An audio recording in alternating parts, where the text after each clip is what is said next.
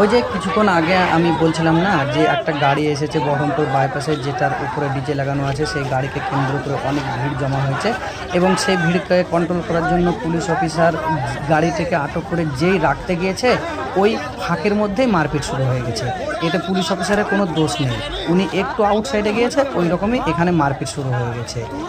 যখন মারপিট চলছিল তখন আমি ক্যামেরাটা বের করে ভিডিও বানাচ্ছিলাম এবং যারা মারপিট করছিল তারা আমাকে ধরে বলে, তুমি ভিডিও কেন বানাবা, এই ভিডিওটা এখনই ডিলিট করো, না হলে তোমাকে মারবো। তো আমি বন্ধুকে বললাম যে ভাই তুমি কাকে মারবে, আমিও স্থানীয় ছিল, আমিও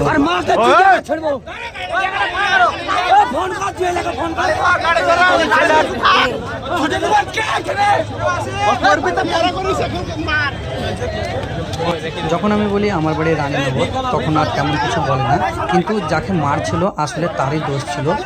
ও গাড়ি নিয়ে পায়তারা করছিল এবং একটা দাঁড়িয়ে থাকা ছেলেকে এসে মেরে দেয়, তার কারণে ওকে মারছে। এখনকার ছেলে পেলে না জেনে যাত্রার গায়ে হাত